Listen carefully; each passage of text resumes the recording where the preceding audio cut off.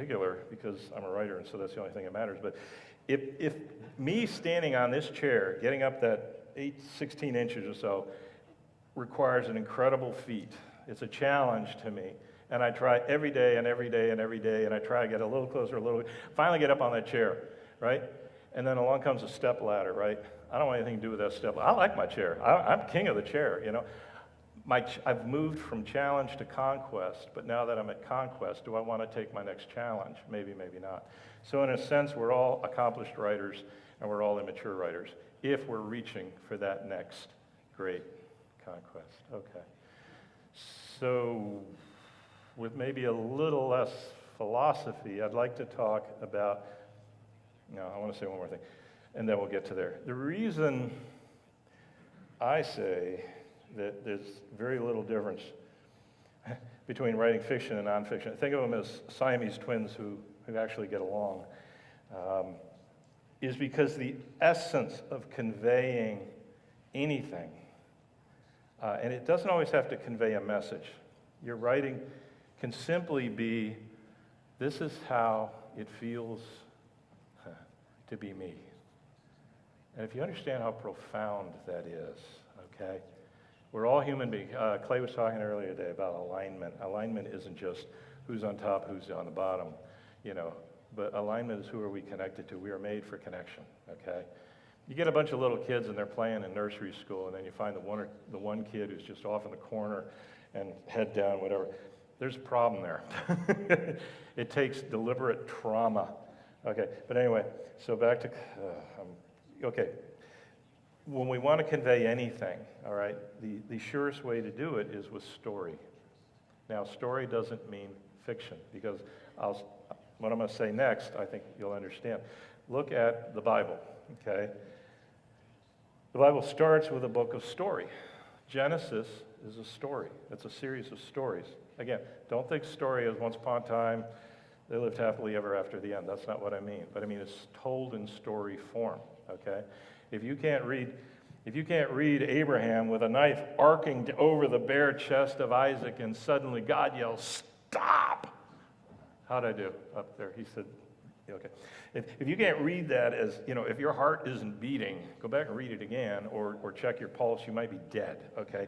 It's a passionate story. It's got highs and lows. I mean, you've got God driving the people out of the Garden of Eden. You've got Cain killing Abel. I mean, this is story, all right? Exodus is story. Let my people go. Yes, no, yes, no, yes, no. Are you schizophrenic? I don't know. What do you think? Maybe I am, That's story. Okay, you say, well, that's the Old Testament. The Jews were sitting around a campfire, scraping the back off of animal skins, and, so they could write the Dead Sea Scrolls and put them in a jar and nobody would know. Well, that was just those old. Well, okay, look at the New Testament, okay? First 5 books of the New Testament are books of story. You've got 4 Gospels, and you've got the book of Acts. It's what happened, okay? There's a fundamental rule in writing, whether you're writing fiction or nonfiction, and it's simply this. It says, don't tell, show, okay? Don't tell me what happened. Don't say, Jane was an introverted person who never came out to play. No, don't do that. Show me Jane.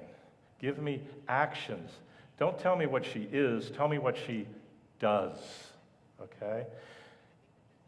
We know what Jesus did, and speaking is doing, all right?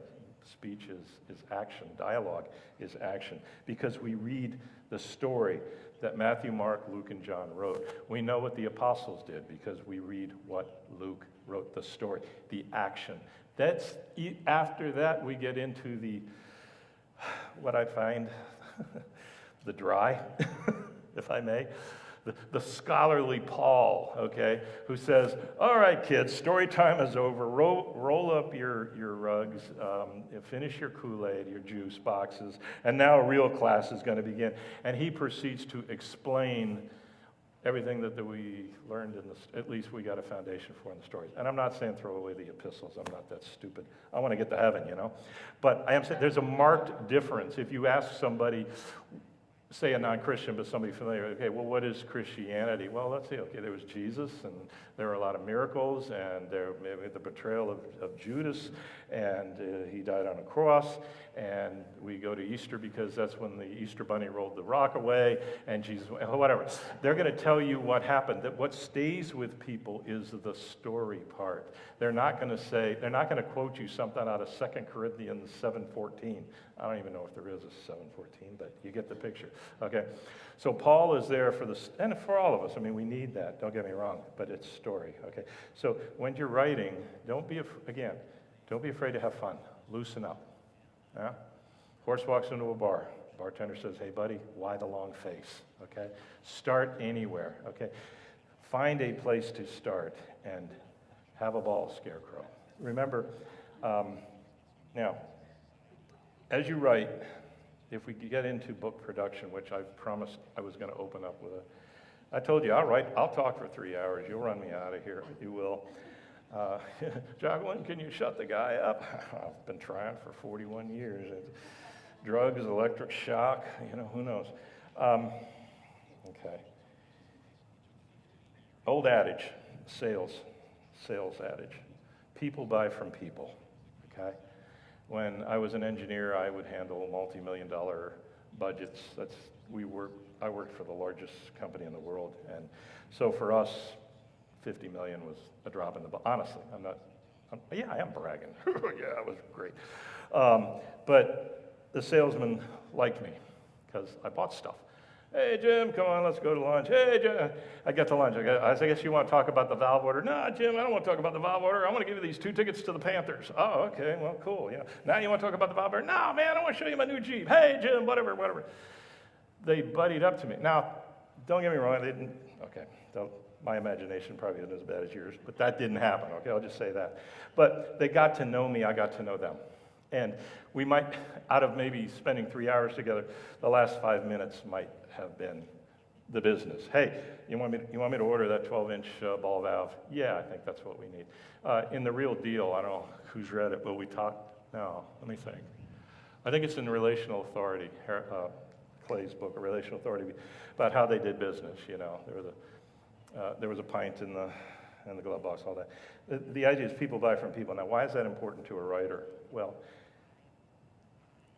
it's important to whoever will read this, okay? And if you're writing, there's a difference between writing for yourself and writing for others. Now, I told you there's still vulnerability even if you were simply writing a journal, you're still going to sense a vulnerability because unless you burn that thing, okay, somebody's going to find it. Maybe at your wake, your kids will be, oh, you got to believe what Mom wrote, back in 1958. Oh my gosh, I didn't even know she was. Oh dear. I hope this isn't passed on through generational lines. Yeah, I don't, whatever. So that's, it's out there, okay? It's going to be out there. And as I said, even when you express it, everything echoes through the spiritual world. It just does. And like Halley's Comet, it seems to come back at the most inopportune time. You could say something in Mississippi, and if it's someone you're in relationship with, they will feel the effect. And it doesn't even have to be something profound like, oh, I know I got stage 4 cancer. Okay, Kenneth Copeland taught us not to do that. I get that. But anything, what you are, it's going to be conveyed. And so that level of disclosure will always be there. Get used to it, learn to like it, or at least don't be afraid of it. But people buy from people. Okay, I'm probably getting too much into storyteller mode. Let me try to land the plane. As a writer, as an editor, I encounter many writers, especially in the Christian community, God bless us, where they give us a book, and it's all the answers to problems that they've been studying, wrestling with, contending with for the last 20, 30, 40, 50 years. And I'm going to get a prop here. And it's like, yep, this is it. This is the summation of everything I've learned in life. Read it and you'll be as smart as I am. You will have all the experience. Sometimes I call them legacy books. They're usually people in their 60s, 70s, and 80s, and God love them. They've had a lifetime of knowledge born through the school of hard knocks, and they want to put it all down for the next generation. It will give them a sense of continuation, like it wasn't all for naught.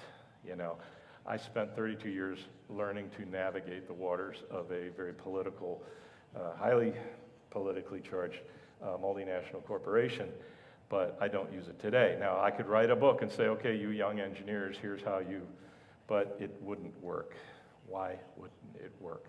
Because what I'm here to convey, what conveys to others, what is transactional, is not your answer, but the process that you went through to get to the answer. See, if I can share my process, more so, if I can create for you an immersive experience so that you know what it feels like to be standing there as they fire up the steam turbine and a $50 million Toshiba turbine skips off its bearings and goes flying out into the yard, and 22 startup engineers commit hara-kiri, okay? If I can take you there viscerally, if I can bring you there, the skill of a writer, you will form your own conclusions, which is, I probably should have gone into, elementary education or something because this engineering is crazy. Okay, I need to take you on the journey. Now, if I can convey some of what I learned at the end of that journey, that will be the last chapter of the book, not the first, second, third, and fourth. Because that's the next one. Because I'm going to tell you, nobody's going to read it. They will lie to you, but nobody will read it. So don't give me the answer. Don't give me the mountaintop. Give me the journey up the mountain, okay? And that's harder. People buy from people, okay? When I've never met Tim before, when he stood up yesterday, I was all set to go, oh my God, this guy's going to suck. I just know, he just has that whole vibe. And within 5 minutes, I'm like, this is great, Maybe he needs a neighbor, Suddenly, I'm totally into whatever he's about to say, because people buy from people. He conveyed, Jim, you can trust me with your time and, more importantly, your attention, because what I have, what I'm bringing, is going to be worth it. Okay, so that's the convey. So I get these books. What's the guy's name? I wish Regina was here. It's a fellow Missourian, but he wrote a very dense book, and it's on the ecclesia, which is a common theme these days. Jesus wasn't building a church; he was building an ecclesia, governmental, an army, and all of that wonderful stuff. And it is important. I see so much of it, but he just wrote it in the dense style. It's like ready, boom. I knew a woman who gave birth, and she wasn't going into labor, so they hook her up with a drug called Pitocin. And the way she described it to me is, as opposed to you gently move from, don't look at me like that, ladies. I've had 5 kids, okay, so I know what I'm talking about here. But I'm told you gently move into the contractions, and then they get a little closer, and they get a little more intense, and then when it's really, showtime, it's like boom, boom. At least that's what I recall, because the hand was around the throat. Oh, dear, please, I'm sorry, I'll never do it again. I swear, I'll never touch you. I swear. But the Pitocin takes you right to boom, boom, right? And so it's 4, 6, 8 hours of that, and I'm still recovering, by the way. That's how this guy wrote, okay? That's how this guy wrote. And I love him. I was Navy, ex-Navy, he was ex-Navy, and he loves motorcycles. I love motorcycles. So we really had a good camaraderie. And I'm like, Dave, look, you need to open up. We need to know who you are. People buy from people. Nobody knows who you are, okay? And I said, you need to bleed. You need to bleed in these pages. He says, I don't bleed well, Jim. I said, yeah, the guy's a pastor, okay? He's a pastor. How do you care for the flock and the flock doesn't know who you are? Well, I can tell you how. Because as long as you keep that wall up, as long as you keep that front up, okay? The lack of, build the wall, huh? The lack of, vulnerability protects you from the slings and arrows of outrageous misfortune, but it also keeps anything else from coming in. You've stopped the whole flow of sustenance, okay, which is the great struggle of our modern church structure. But anyway, I finally got him to bleed a little, and it was great. Now, what happens is many books are written in the no-bleed style. It's simply, I'm Phineas J. Wigglewort of the Amalgamated Edison Church of the What's Happening Now, and this is what I'm going to tell you in terms of church structure, and the length of the church choir robes, and how hot the hot dish should be. I mean, everything prescribed. Boom, the end. And those books find an audience, but they find a limited audience, and the limited audience is the parishioners, if I can use that term, the people that the people within that author's ministerial circle, and anyone else they may minister to. Okay, so like out on the road. So they may, again, where's my prop? I keep losing it. Anyway, they may go out on the road, like, hey, I'm Jim Bryson, I wrote the greatest book in the world, and here it is, and you should definitely buy 2 and give 1 to your wayward son before he ends up in the penitentiary. Yeah, okay, but you see, I've already introduced myself, and so they'll be more inclined to take the book. But beyond that, you see, it really limits who you are. Okay, William Paul's book, The Shack. Now, he doesn't talk about who he is, and of course his is a fictionalized account, but we feel for the character Mac within the first 5 pages, okay? And then when his daughter is abducted, I mean, we're in, we're hooked. Why? Because we care about these people. People buy from people. Do not write as if you're in an operating room in a sterile gown, injecting saline solution up the veins of some drugged out hippie who thought he was buying fentanyl or something. Okay, you have got to get into the dirt, the germs, the microbes. You've got to. We are human beings. We are people with feet in the clay and head in the heavens. Okay, remember, heaven doesn't remove us from earth. Heaven invades earth. Okay, the new heaven, it's coming here. Okay, we will always be this people. We will always be tactile people, but we will be married to a spiritual reality. Okay, all right. Now, that's that. So that again, writing, storytelling, people buy from people bleed. So let's talk. Any questions? Any questions? Yes, ma'am. Wait. You got to get the talking device there. Here, maybe I'm getting ahead, but I've done a booklet, that's what I've gone. Sure. But my friend has a thick pages, oh my gosh, and for 16 years, she's still writing, and then now she's stopped. Yeah. And I say to her, oh my gosh, when are you going to finish this? Have you run across something like this with people? Oh yeah, all the time. I have a few ways to tell whether I want the job or not, and the job varies. Sometimes people come and say, I heard from an angel, ready, go. Now, I kind of make fun of that, but a good friend of mine wrote his breakout novel after being in the Spirit, and he said an angel came and touched him with this, like, I don't want to say wand, because it's going to sound like Harry Potter, and I already mentioned Harry Potter, and half of you probably think I'm a New Age freak. But it was some sort of, let's just say, stick. And he said, Jim, it went into me, and I immediately had the book. Now, he had the book, but he still had to develop it, and he needed help from editors and things like that. But beyond that, I encounter a lot of people who either, I have a book in me, pull it out of me. No, I didn't put it in you. It's not my problem, Somebody slapped me. And I let those people go. I leave them alone, okay? But if somebody genuinely wants to move forward, it'll be evident.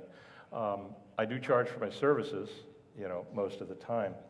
And I will say, look, I'll work with someone for a long time. And I'm just show you what I do, but this is the litmus test. I will work with them. I can have several hours of conversation. I'll look at what they have so far. I will listen to them. I'll let them tell me their story, usually 2, 3, 4 times. And at some point I say, okay, look, if you're serious, here's what it's going to take to get you to where you say you want to be. This is what I want for you for the service. This is my price, schedule and dollars. And I want half up front, and this is what I will begin to deliver. Now, if they write the check for half up front, they've got skin in the game they're in.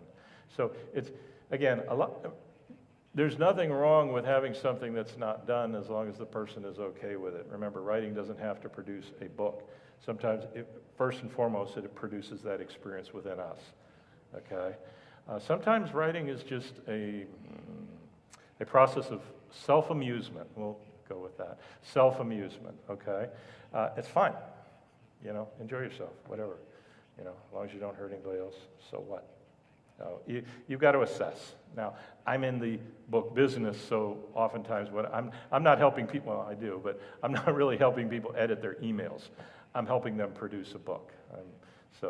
Yeah. But if your friend is miserable, well, then she needs to talk to somebody I would help, or if I'm not too busy, or other people do. I'm not the only person on earth who does it. I'm not even the best, but my knack is listening and helping the author say what they're trying to say. I just seem to be good at that. In fact, my friend Vicki there, we did her book on dreams. Before anybody leaves, I do want to have a prayer of impartation.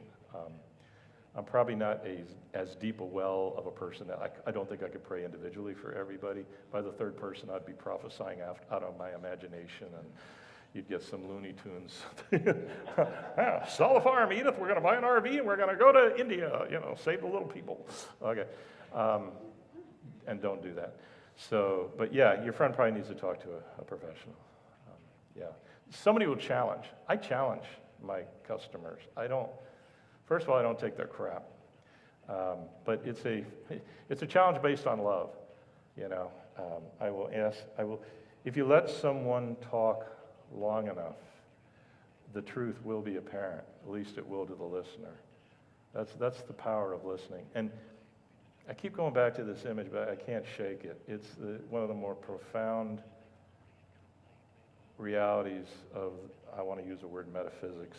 I don't mean to misuse it. I'm not talking New Age, carry a crystal and chant. But in terms of just the spiritual realities of which we all live and which we are in varying degrees ignorant of, but that what manifests in me touches you if I'm focused on you. And I don't have to say a word. I'm not sending good prayers and thoughts your way. None of the theatrics. It simply is. If I haven't showered in a week, the person back there is going to know it. I don't have to say I'm sending my BO or something. No, maybe that's not a good example. But what is in me manifests in you. What is in you manifests in me. That word synergy that came up last night that people attribute to Dutch Sheets. Well, let me tell you, engineers, we knew that word 30 years ago. He stole it from us. We want it. We're taking it back. Oh, take to the streets, all right? It's that place where 2 or 3 are gathered, right, in my name. There I am in the midst. It doesn't mean, hey, there's 3 of them. They got a party. What do you think? Break out the canasta. I'm down there. That's not what it means. It means I materialize. I mean, I'm there. What's in him and what's in her and what's in the other one, it joins. That's what we do. That's why we're here. I mean, did anybody come here at the point of a gun? I hope not. We came because we're all magnets. We all have north sides and south sides, and the north sees the south and south sees the north, and whoosh, there we are. We're stuck like glue or whatever. Okay. So let's talk about the book process. I'll give you some St. Paul epistle style information here about producing a book. And I had that. I probably whacked it somewhere. Okay, if anyone's colorblind, speak up or forever hold your peace. Where did I put the black one? Oh, fudge. All right, we'll go with the green one. Anyway, everybody got my name? Yeah. All right, feel free, before you leave, if anybody wants my email, I like talking to people until you become annoying, but I will tell you when that is. All right, so let's say the end goal here. We'll do a simple diagram. The end goal here is New York Times bestseller list. Whatever, bestseller, right? We want a book. I want a book. I want a 6x9 book. I want it to be a beautiful book. I want it to be a colorful book. I want to be famous. I want to be somebody, not a bum, which is what I am. Okay, now, where do we start? All right, live birth. You are a human being, right? Okay, and you're a human being. You have thoughts and feelings and experiences, and somewhere in life, you think, I'm going to start writing. Just write. It was a dark and stormy night. The intrepid engineer stood at the edge of the volcano and watched Watch the school bus teeter on the edge of oblivion. Okay, so you just start to write. And pretty soon, you start to develop something, and maybe that would be a manuscript, okay? Now, remember, all first drafts. I got a bunch of Christian people say the word suck. I love it. I did it, yes. Oh, ye sheep. Okay, exactly. Yes, it's going to suck. Good. Babies suck, right? They do. That's how they get their nourishment. Okay, I like that. I just thought that out. Yeah, believe that? See how quick that sounds? All right, so you're going to develop first draft. Now, you're going to develop a second draft. You're going to look at this, and maybe it needs a rewrite. Maybe you're going to say, and again, we could assume nonfiction. It could be fiction. Either works. Fiction is, in my experience, far more complex. I've written a lot of nonfiction. When I try to, and I do write fiction. I'm working on one right now, and it's like, it's been more work than 10 nonfiction books, and I'm still not there.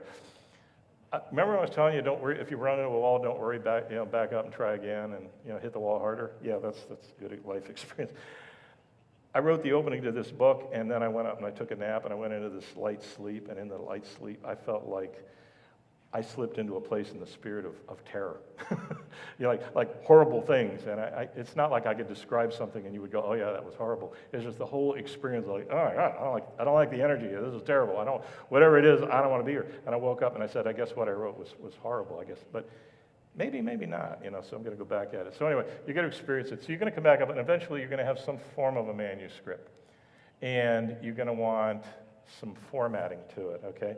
You're going to want a title, what we call front matter. You're going to want a title page. You're going to want a dedication to my long-suffering mother and for all the cakes she sent to me when I was in jail, and the one with the file, and thanks to the Witness Protection Program, and to Big Louie, the scourge who may never find me, and I will live a happy life, whatever. So you got your dedication page, maybe your acknowledgement page, and, to all the little people that made this possible, my manager Shorty, my little sister Half Pint, my brother Ted, and all the out-of-work munchkins at the Wizard of Oz who are now in detox. Okay, whatever. So you got your acknowledgement page, and then maybe you're going to have a copyright page right after the title page.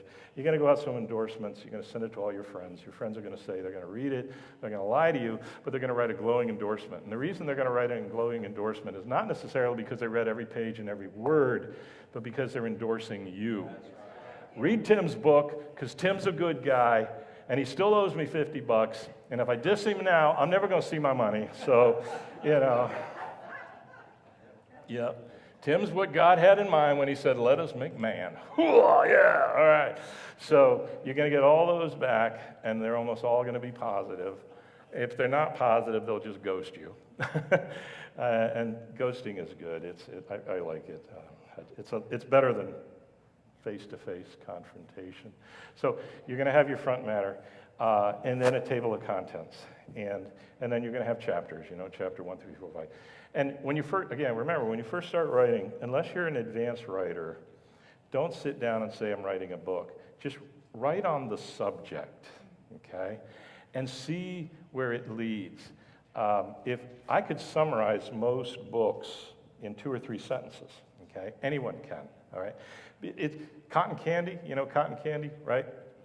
Big ball, cotton candy, little kids walk around, right, yeah, okay, You need a note from the dentist to get, buy one of those. But it starts with just this little kernel of sugar, and they whip it all up. But that's the art of it, isn't it? It's the delicate structure, okay?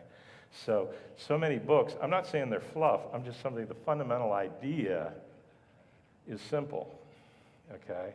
It's the presentation, it's the drama, it's pulling you into the struggle, the thrill of victory, the agony of defeat. And I'll bring out some examples here in a minute. So the shack, man lives an inauthentic life, tragedy ensues, he loses his daughter, but he confronts him. He in the process of dealing with his grief, he's confronted with who he is and the reality of Christ. And, and he leaves. Okay, there. I mean, it's like one little paragraph. I could have saved William Paul all that trouble, but he also would be several $1 million poorer by now. So we have our book. We finally have our book.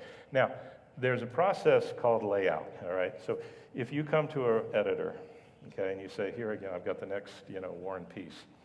Hey, I knew Warren. He was a good guy. Yeah, we went to school together.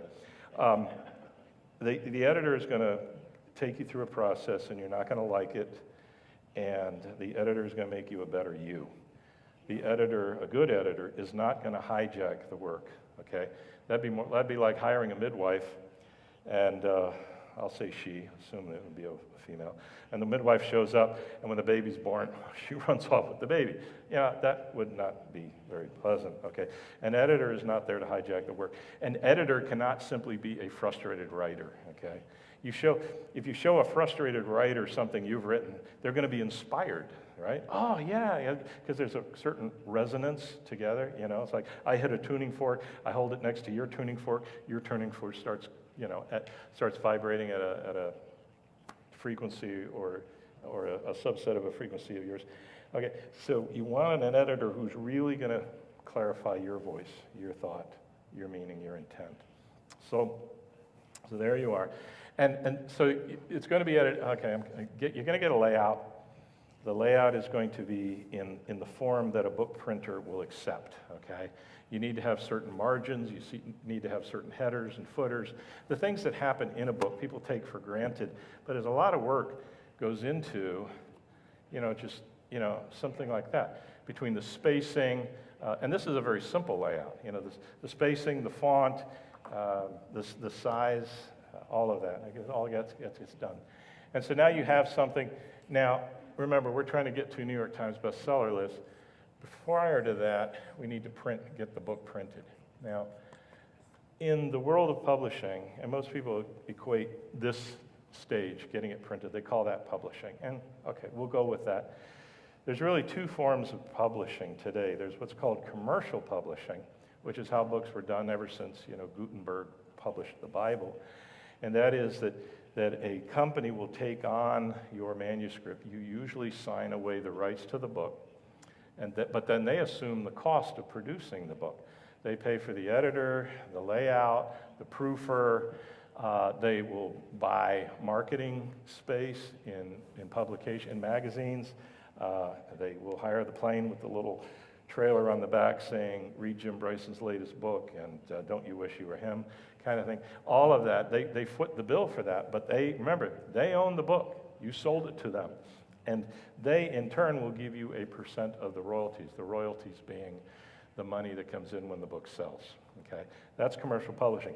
Because they're fronting the money, they are highly selective.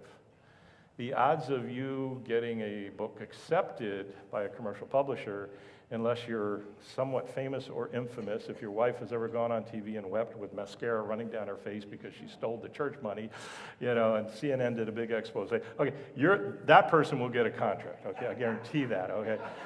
That person's going commercial because he or she is going to sell. But for most of us, I've had books sell 200-300. I've had them sell 30, 40, 20, 30,000, I guess.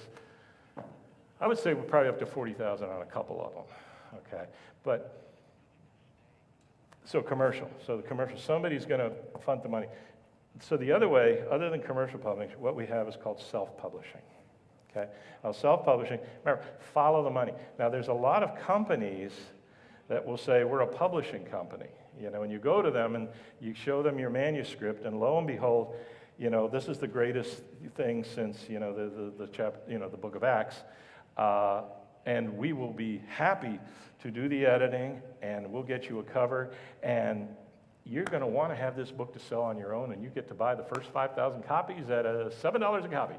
And that's just because we're good guys, and we're giving it to you for less than the exorbitant price that we put on it to begin with. So instead of $24, you can have it for $12 or whatever. Okay, you're still paying for everything. You're a mark, okay? You have a big target on your chest, and it says, sweet, gullible, lovable, open, I love everybody, doesn't everybody love me? Well, no, everybody doesn't love you. You're dumb, but you're going to get an education and you're not going to like it, okay? That's it. Honest. So that's one side of self-publishing. What I do is self-publishing, okay? I don't target people. What I tell people is, look, this is what it will cost. We can do the editing, we'll do the formatting. You have the final word on everything I do. We will get a cover development in a minute. I'm going to let my esteemed colleague here talk about covers. He does the majority of my covers. This is David Munoz, right? Munoz? Munoz. Munoz. That's the head, isn't it? All right. Yeah. I guess I know 3 Spanish words, David, Munoz, and sí. So, sí, David Munoz. All right. And you pay for that, okay? But on the other hand, you own the book, and the royalties go to you, whatever. What we do is I work through a company called KDP, or Kindle Direct Publishing. I don't mean I work for them, I mean I use them. There are 2 main companies in self-publishing. There's Kindle Direct Publishing, or KDP, and then there's Lightning Source. Of the 2, I like KDP much better. They're easier to work with. They're more forgiving. You can continue to reload your document. Even after the book is in print, if you come back and say, whoa, wait a minute, what is this? Jesus retired, and Satan is now the Son of God, and he's in charge. We've got to direct all our prayers to him. Who wrote that? You know? And so you can revise your manuscript and just redo a download, and the next copies of the book will just come through, okay, with that correction, and that's the beauty of it, okay? You own the book, and that is self-publishing. Now, the good news about self-publishing is anyone can publish a book. Yeah. The bad news about self-publishing is anyone can publish a book. There is miles and miles and miles of whatever, crap, we shall say. It's just garbage. Now, the companies that I alluded to a minute ago, they're essentially self-publishing companies, but they won't tell you. Tate is one, Tebow Press is another, and I'm not saying they're all crooks, but they're not always honest about their business model. Again, it's follow the money, okay? Where was I? I guess I drew a blank. Tick, tick, tick, tick, tick. I'm sorry, I drew a blank. Anyway, self-publishing, commercial publishing. Now, the other thing, the box I left out of here is you want a good cover, you want a quality cover. Nothing screams amateur or run or don't you regret the invention of language more than a cheap cover, okay? Now, I know where we're going. Everybody has a friend who dabbles in Photoshop. Everybody has a friend who says, I'll do a cover for you, okay? Not everybody is a friend like David, which, just a second, I'm going to shut up and David can talk, I promise. This guy is a professional. He's a master. He knows what he's doing. Well, he did this one. Oh, excuse me. Ouch. That's David, right? That's David's work. Thank you. And then this one was a friend of mine. I've also used her extensively. Her name is Amani Hansen. She's an artist. She's like a paint and sculpt and all that kind of artist, and whatever.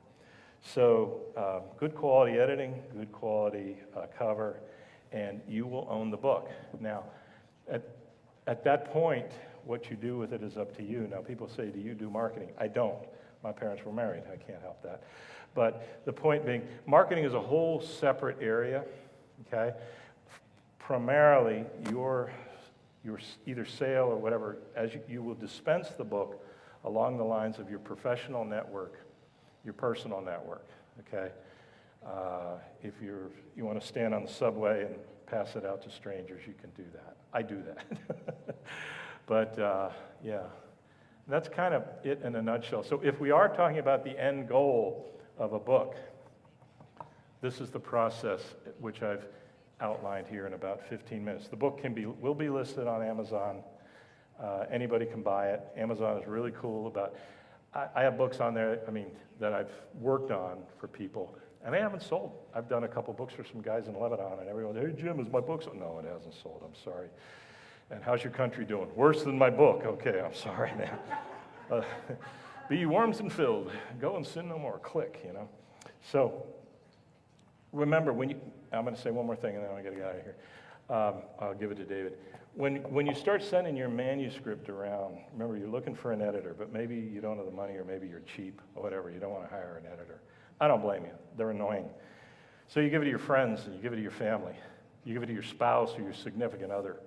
You give to people who are invested in the relationship, people who would suffer significant loss if they managed to tick you off, or hurt your feelings. Or I don't want you moping around the house for the next 3 weeks. It's Christmas, for crying out loud. Go out there and make the figgy pudding. You said my book sucked. No, I was wrong. I was delirious. I was drunk. I'm checking into Betty Ford. What's wrong with me? No, people who love you, are close to you, may not want to pay the emotional price of telling you the truth. All right? And if you extract a cost from them trying to tell you the truth, well, guess who's just established that dynamic?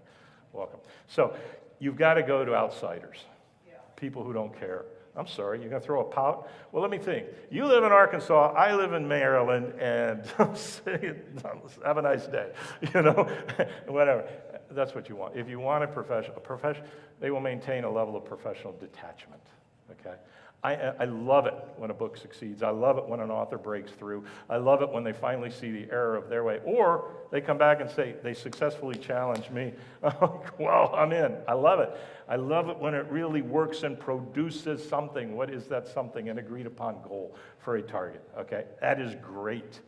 But if it doesn't work, it doesn't. So I will take the risk. Yes, the lady in the second row with the olive green. Quickly. Since all manuscripts suck. Who edits, or how do you self-edit, or, don't give it to family members and friends. So you submit this manuscript just No. full of whatever? No, you don't. You don't submit it. By submit it, you mean put it into Kindle Direct? No. What do you do with a manuscript that sucked? Is that the question? Yeah, your first one. So you just Speak, sir. I'll repeat the question. What's the process? Like, I've got a manuscript, I've got like 60,000 words. Yeah. And You don't have much to do at night, do you? it's been a labor. I hear you, buddy. But it's like, how do you enter into a relationship with an editor? Oh, yeah. Yourself or somebody else? Like, what's that look like? You've got to be careful. Again, the self-publishing market, the self-publishing industry is relatively new. And like any other new industry, new market, the smart guys get out in front, and then they figure out how to take advantage of the slower guys, all right? So there are good editors and there are terrible editors, all right? I am a good editor. I'm one guy. I can only do so much work. I'd be glad to take a look at it if you're interested. But what you want to look for an editor. Now, how do you find an editor? A way is through a network, friends and family. Talk to people you know who have published, who have gone through an editing process. Editing is such an it's a relationship of intimacy. It just is. Remember I told you earlier, the blind masseuse could tell you all about the warlord, right? That's a level of intimacy that even the guy getting the massage didn't realize, okay? But again, you'll be speaking through your words that you don't even realize. So a good editor has to respect the level of disclosure that you don't even realize. You think, oh yeah, I'm disclosing. You have no idea what you're disclosing. And a good editor will know how to work with that, okay? So find someone who has a track record with people you know. And then also look at the money. You've got to look at the money because there are exorbitant fees and there are fees that are too low and then fees, just right, the whole Goldilocks. But that's what I would do. I would not go to Dear Google, find me an editor, love John, That is probably the worst thing to do. That's almost about as bad as online dating, okay? But not as dangerous, if that answers. So back to your question for just a second. Yes, so you take the manuscript, the stuff, but by the time you're through the process, you know a little bit more about what you want to write about. And you give it to someone who's objective. And someone who's objective will start talking to you at the 30,000, I was going to erase that, at the 30,000 foot level. Tracy, how well have you thought through this subject? Well, I don't know. Are you really sure that Jesus is really going to come to Mars because that's as far as his spaceship could travel and it's up to us to build, Elon Musk is leading the way and we're all going to be at Mars and we're going to meet with, we'll wear purple sneakers, Anyway, we'll talk through the concepts of your idea, right? And we'll see how you are there, and we'll begin to drill down. So go ahead. So just submit it just raw material. Well, say submit to an editor, yeah. It depends what the editor wants. It depends on what you have. Sometimes I get a first chapter. My daughter just sent me 30,000 words of what's probably going to be a 70,000 fantasy book. And it kind of,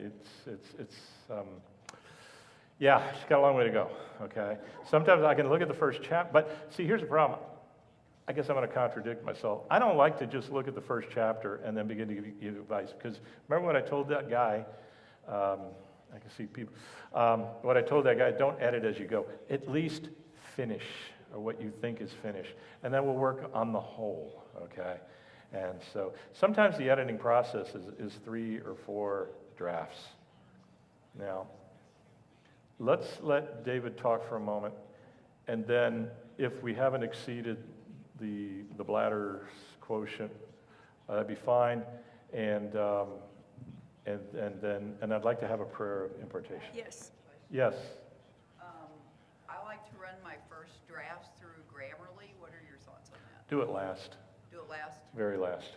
Sure. Yeah. Yeah. I mean, you know, don't. Yeah. Grammarly is like the final spit polish, and it's a waste of time in the beginning. Or you see what you think is done, and what an outsider, an objective observer, is going to think are done. Hopefully, are 2 different things. If they're not, then you're not choosing your reviewers wisely. It's too easy to give it to people who know you. See, I'm getting to know Tracy. Let's say that she and I were like besties for the last 20 years, and she writes something. Well, I know her. I know how she thinks. I know her voice. I get it. If she makes a dumb joke, I go, well, that's just, you know, Tracy and blah, blah, blah, blah, blah, whatever. But if I'm a complete stranger, you know, I'm going to read it the way a strange reader would read it. And that's the feedback that's most valuable. Yes, give me a commercial, sure. Yes, Jim helped me do my book, and my book's out there. It's Practical Dream Interpretation, Don't erase it. because I wrote a book on dream interpretation. And so what Jim did is someone introduced me to Jim, and so he kind of wanted to get an idea of what I taught and that kind of stuff. So I had a 7-week school that I did on dream interpretation. So he listened to those CDs, and then he got back with me and said he would be willing to work with me. I knew nothing about writing, which I think he will attest to. I knew nothing about writing. I knew nothing about the process, and he helped me through every step of the way. The thing that I so appreciated about Jim, and I told him this last night when I saw him again, is that he was very kind and very understanding, very patient, but he was also honest. But he did it in a way that it encouraged me instead of discouraged me. And he was the type of editor that I could talk to when I got stuck, or, I mean, through all the processes, he like walked me through. He would tell me, okay, you know, you're about 4 or 5 months or whatever from the end, so you need to start gathering endorsements together. You need to kind of do this, and he helped me stay on the writing and on the time frame of what I needed to get done. So he was very helpful in that way. And then also he helped me when I was having my crash times, when I was sitting at my computer crying. And I think like the worst time was like we were working, for some reason we were working like as a chapter or 2 at a time. And then I didn't notice like some themes, because one of the things in my book, because it was dream interpretation, we were putting dreams in there, and a lot of them are very personal because they were dreams of self-healing, healing in my soul and healing of my heart. So the dreams had a lot of disclosure to them. And like one here, one there wasn't bothering me. Well, when he sent me the transcript of the book and I read through the book, I crashed, because I'm like, people are gonna think I'm a loser. I said, all these dreams of how messed up I was. And, you know, I just like lost it. And he was like, no, you don't understand. You've got to keep that in there. That's what makes the book real. That's what makes it interesting. And so he helped me through that. And then we got to the publishing part. And he gave me a choice. Do you want to deal with this, or you want me to take care of it? And at that point, I was kind of spent, and I just let him take care of it all. You know what I mean? It just is a little bit of difference in price, but he was able to cover it all. But anyway, he was excellent to work with. So if you don't use Jim, find an editor that's going to fit you, fit your manuscript, and your personality. So that's very important, all those things. All right. Thank you. So now I'll turn it over to David. All right. All righty. if everybody's tired, we'll have coffee on the back. And I promise I'm going to go really, really fast on this. Jim was going to erase this, but I said don't erase it just because of one thing. If you understand this process from number 1 to final, you can do this whole process by yourself. You don't need Jim or you don't need me. Now there's tools in the internet that you can do the whole thing yourself. So you don't need nobody. But everything that starts crappy is going to end it up. Huh? Right? So be sure that the very first step that you do is that you have somebody who's good. So the end is so everything starts bad, ended up. So people is asking me, sometimes people said, I can tell you how many times. By the way, I'm David Munoz. I'm a professional graphic designer. I've been working with many ministries for a long, long time. Some of you know me, some of you don't. I'm not the only one here who can do something like this. There's Amy right there, she was painting the other day. She did that beautiful painting. I love her. She's awesome. We're different because I'm digital. She's more like painting. I used to be like that, but I moved to digital. The thing is, and you start digital, right? You haven't started yet. She will one day, right? Yeah. So, but the thing is, what happens is the same process from 1 to the finish line is not different than making a painting or making a flyer or making anything. The process is always the same. You need to start. Be sure that your start point is good. Your start point is good. That you find somebody who is not your aunt or this friend of a friend of a friend of a friend, because that's going to be in the end product. You see what I'm saying? You understand that? I'm not disqualifying anybody. What I'm saying is this. I want you to repeat this with me. Everything that I need is around me. So just do a quick look around. Do a quick. Everything that you're ever going to need is already around you. Sometimes we just don't know that. We need to go back like the old communities. Do you remember back in the day? Now I feel old. You know, I'm 47, but I am originally from Costa Rica, and I remember you go to the local pharmacist, you go to the local butchery, you go to the local, right? That's where you go. You don't go to the chain. You go to the person that's next to you. Why? Because you support the community, because everything that I'm going to need at the end is around me. It's already, you don't have to look. You can spend hours and hours looking, but the result is always right next to you, but you didn't realize it. So if you do everything right, you see, that's one of the things to build a network, and I think is that one of the reasons why you're here. During the pandemic, the only thing I heard was, I lose my job, I cannot produce, I need to find another, what can I do, this and that. But the thing is, I've been telling this for the longest time, like you guys have no idea. I've been doing this full time for 15 years now. 15 years, I'm going into the 16th year, right? That I don't have a check every week. And I remember the last time I had a check. And I told my wife, this is it. This is the last check from a company. Now we have to work. And I'll tell you the honest truth is I never prayed. I never prayed. I worked my butt off. Honestly, I made hours where I was on my computer in my desk working even when I didn't have nothing to do. I was creating logos. I was making manuscripts. I was doing book covers, like if somebody was already hiring me. What you don't know is when that desire is stirring up on you, listen, then everything else, then I met a group. Right? So during the pandemic, everybody was losing their jobs. And I was like, I was doing 3 times what I normally do in a year. You understand what I'm saying? Because of what? Yeah, God is good. Yes, all the glory. Baruch Hashem Adonai. Right? But everything was coming from the network that already was working with me. So all the book covers, everything, the websites, everything that people was lacking, guess who was there for them? because they already knew they can come to me. So the problem is that all of this is because you probably don't know that what you need is already around you. Everything from the beginning. So you don't have to step alone. Yes, you can do all this, right, Jim?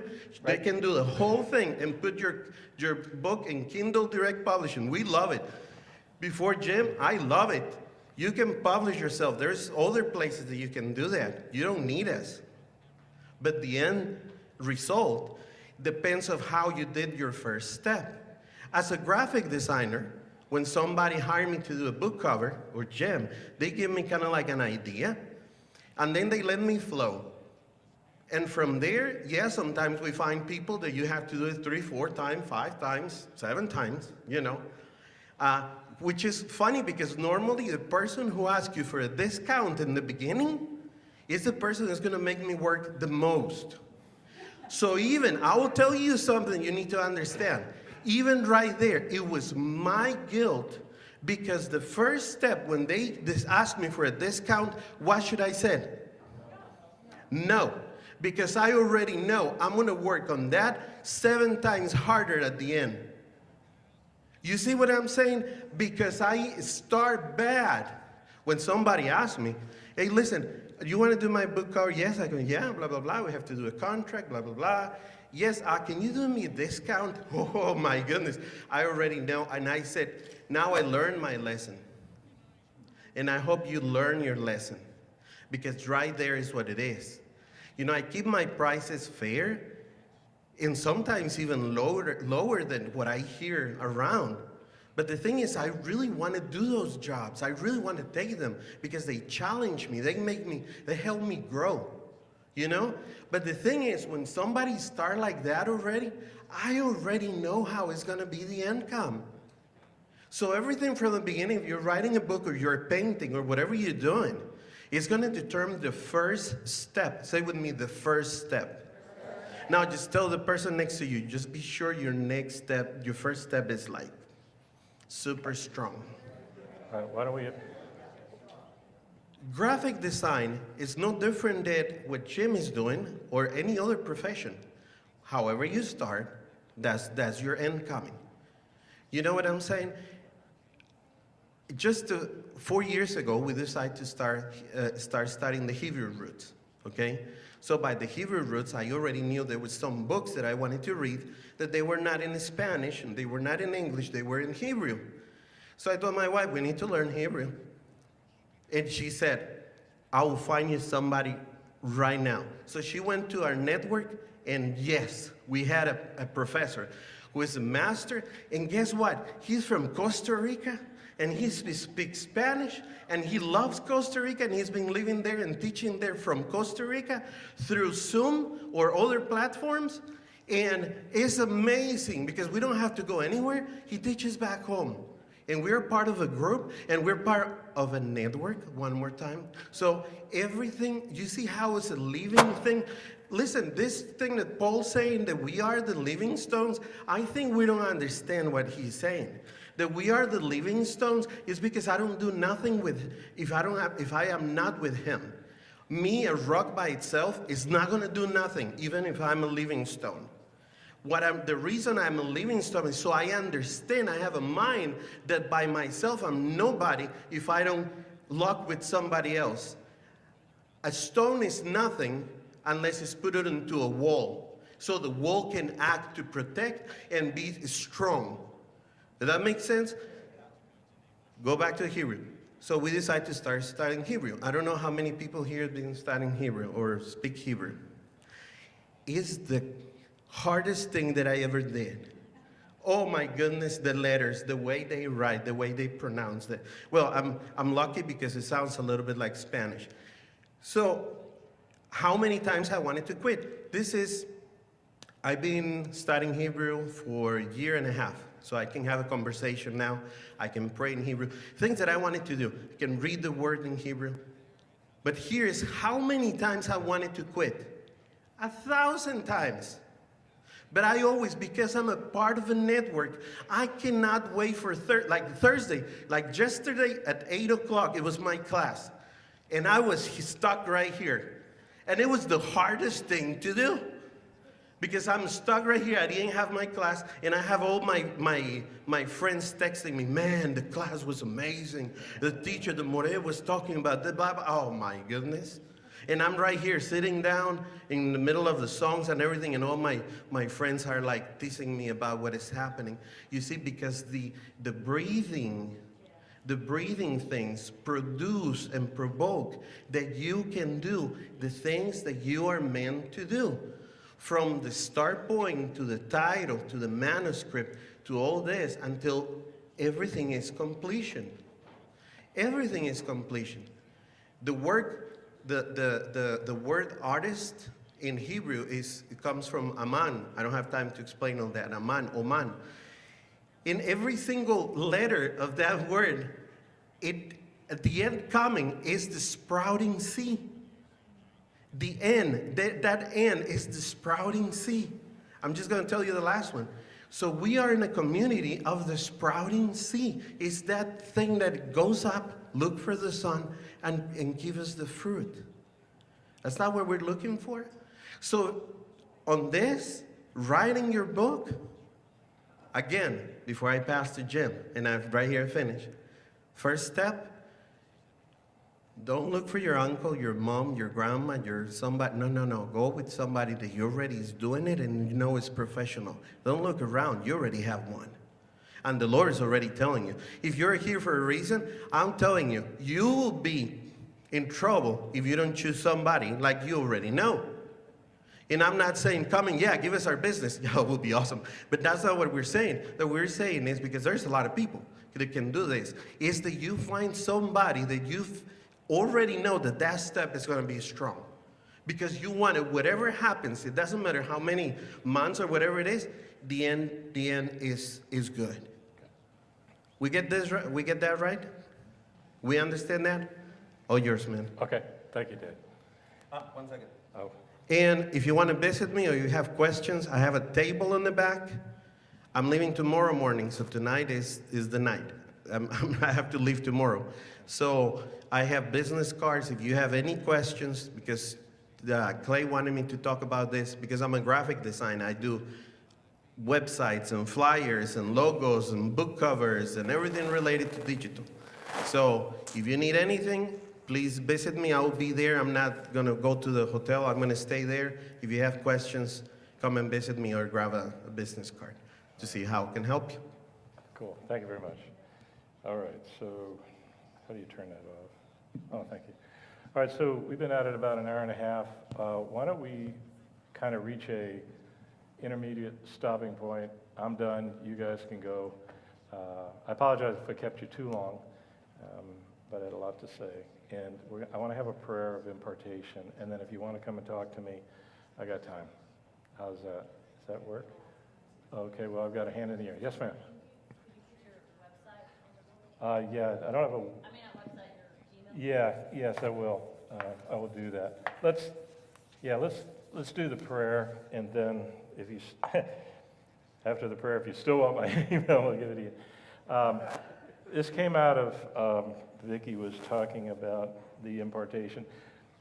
I'm very, very good at a very narrow thing, which usually speaks to anointing, and I really am bad at anything else. So I want to impart what I have to anyone else who's looking for it.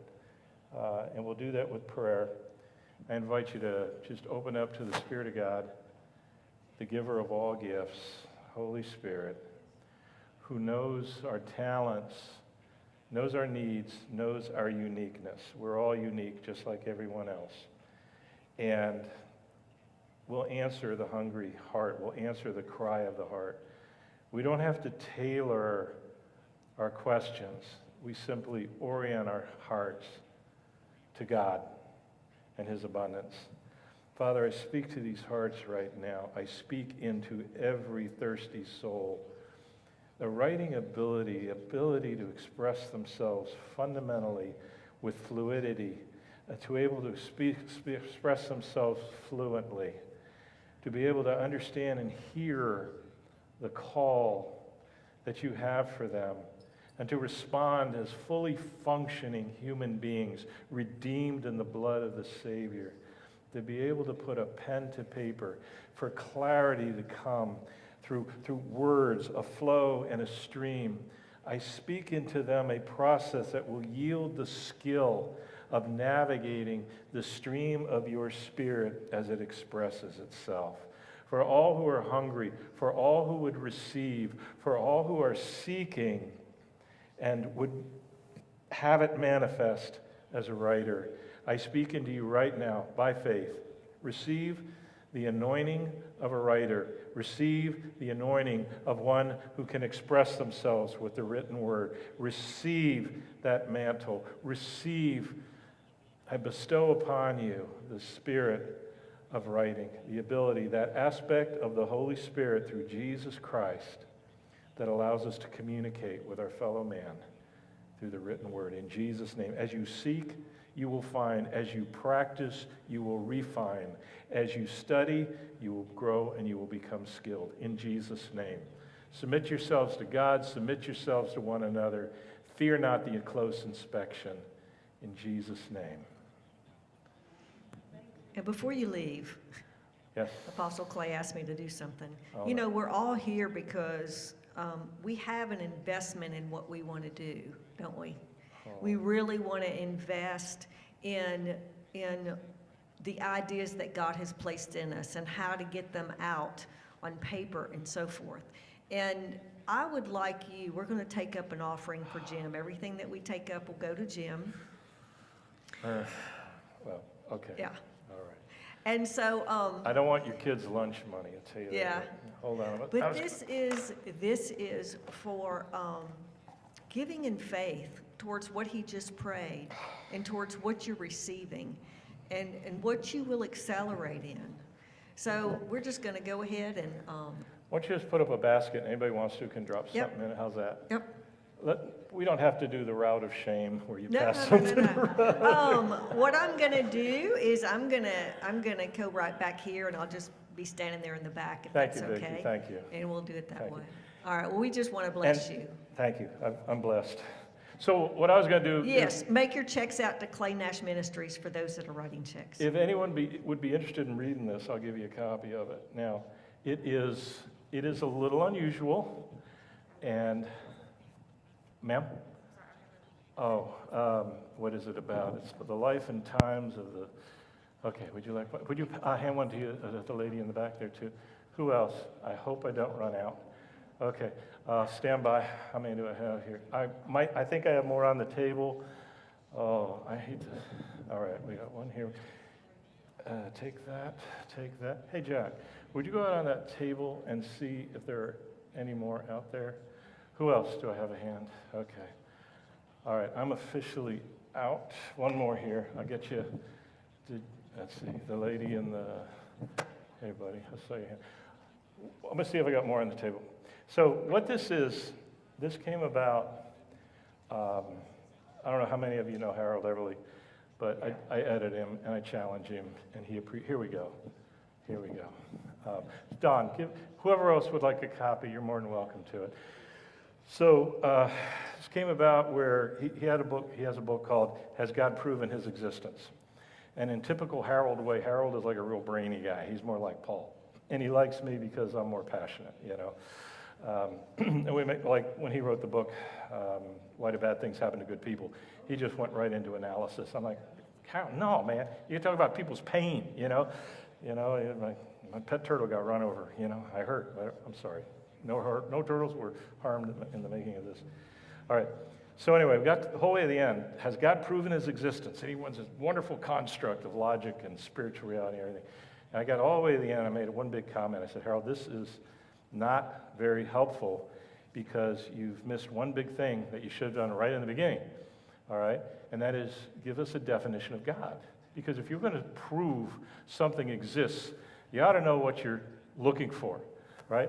Like if I say a chair exists or doesn't exist, and I don't know what a chair is, how do I know whether I found one or not? So it starts with a definition, and the simple thing would be, and this is what I used to him, I said, if I said that God was a Honda ST 1300, that's a motorcycle for you four-wheelers, that's a motorcycle. If I said that God was a Honda ST 1300, I could say with all definition, absolutely God exists. In fact, he lives in my garage. Okay? So we've got to begin to define God. And he said, write it. So that's what we have here. It's the beginning of definitions. It's a systematic approach to at least identifying rationale for believing that there is a God. I kind of wrote it for the non-God people, but I find Christians get a lot out of it too. One Christian and a non-Christian, they sit together, and one is saying, I believe in God, and the other says, I don't believe in God. And I said, what if they just communicate to each other? Not a darn thing. Because I believe in God. Well, what do you mean by God? Well, blah, blah, blah, hung on the cross, rose, and he loves everybody and heals and wants to have the best for everybody. Well, why don't you believe in God? Well, wars and scum and, Democrats and all the, okay. Well, maybe that's not God. Maybe what's at stake is your definition of God. Maybe we need to work on that. That's what the book's about. I'd love to have your feedback on it, and thank you for being a great on. Now, if anybody's got any questions, I'm here. And, Oh. Yes, it is in the book, but I'll give it to you for anybody who doesn't have a book. All right, it's my name, James, then the letter L, which stands for Laird. That's Scottish for Lord, but you can just call me Jim. James L. Bryson, right? So all one word, at gmail.com. And yeah, gmail.com. So James L. Bryson at gmail.com. I'm always happy to talk to people. Like I say, until you get annoying. You want to find, are we good? All right, I'm going to turn off this loudspeaker. Thank you for your patience. I know we went over. I hope it was worth it. Please apologize to your bladder for me, and we're good.